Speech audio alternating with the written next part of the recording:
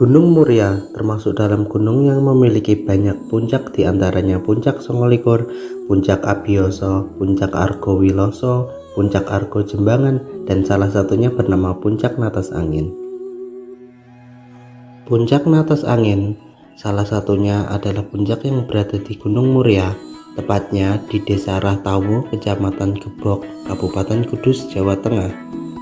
Berjarak kurang lebih 20 km dari pusat kota, bisa ditempuh menggunakan kendaraan sekitar 1 jam.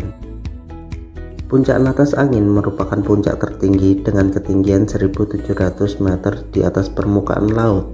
Gunung Muria sendiri termasuk gunung dalam kategori berketinggian rendah jika dibandingkan dengan gunung-gunung lainnya. Jika berjalan menuju puncak, ada beberapa pos yang telah diberi penanda dan diberi tempat istirahat. Di pos-pos yang masih bawah juga terdapat warung penjual camilan dan minuman yang sedianya untuk para pendaki yang membutuhkan.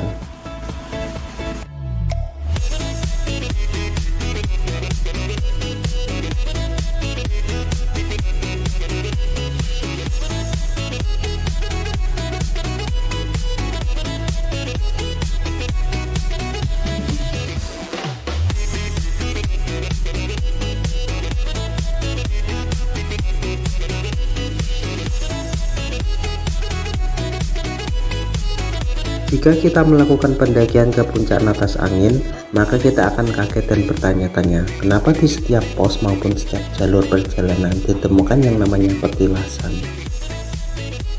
Hal tersebutlah yang menjadikan pendakian Natas Angin terasa hawa mistisnya. Di pos 4, kita akan menemukan kolam air yang warga sekitar menyebutnya Sendang Suci. Air di Sendang Suci ini sangat jernih dan bisa diminum.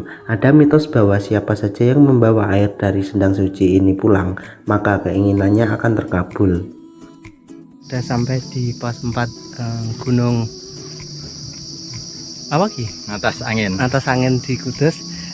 Masih ada beberapa pos lagi untuk nyampe ke puncaknya. Oke, langsung saja kita ke sana menuju puncaknya.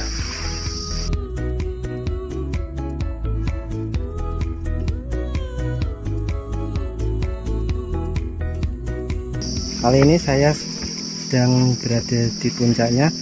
Kira-kira waktunya sekarang menunjukkan angka jam 10 lebih 25 menit.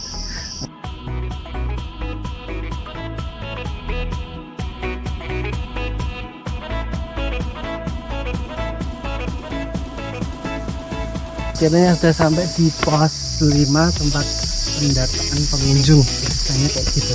Dan di sini 4 spot foto di puncak Natas Angin, salah satunya Gapura di pos 5.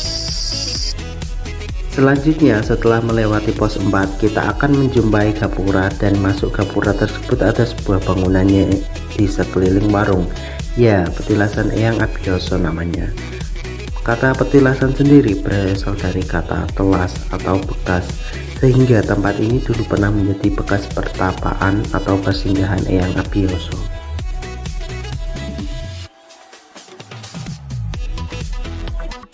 Banyak dari para pendaki mendirikan tenda di sekitar petilasan Eyang Abiyoso karena jarak menuju puncak tinggal 1,5 jam saja dan areanya cukup luas dan memadai. Kondisi di posko 5, tepatnya di petilasan Eyang Abiyoso, kabut mulai menebal mengingat sekarang sudah pukul 11 siang. Keliling terdapat banyak bangunan warung, dan ini petilasan Eyang Abiyoso-nya. Lanjut perjalanan, kita akan menemukan petilasan lagi, yaitu petilasan Eyang Pikulun Dipoyono yang jaraknya tidak begitu jauh dari Eyang Abiyoso.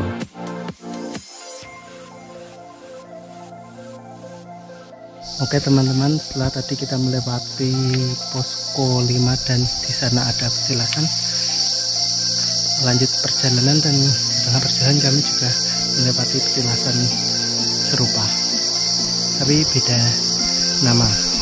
Ini petilasannya bisa dilihat, petilasan zaman dulu yang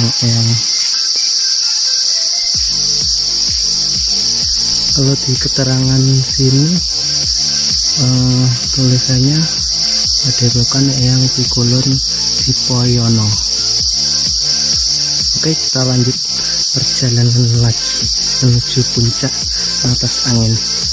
Setelah itu kita melewati hutan belantara dan akan menjumpai petilasan terakhir, yaitu petilasan Insinyur Soekarno. Di tulisan keterangan sini menunjukkan bahwa ini bekas petilasan Insinyur Soekarno, Presiden Republik Indonesia pertama. Dan kita sudah nyampe di ketinggian kurang lebih 1327 mdpl. Oke, kita lanjut ke puncaknya.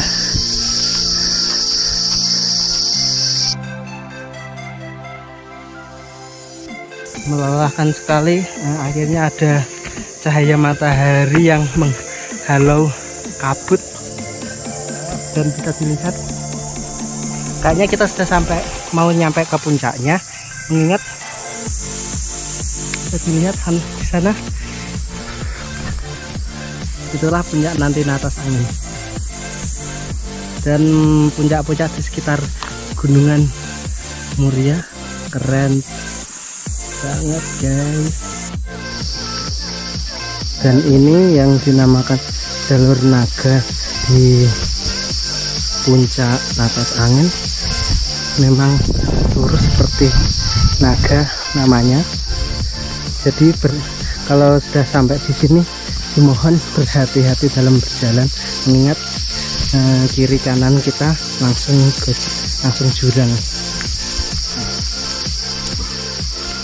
Seperti namanya, jalur ini berbentuk panjang dan berkelok-kelok, dan perlu diingat untuk para pendaki harus berhati-hati, mengingat jalur ini sangat rawan bahaya, jurang terjal di sekitar, dan jalur yang hanya bisa dilewati dengan satu baris orang saja.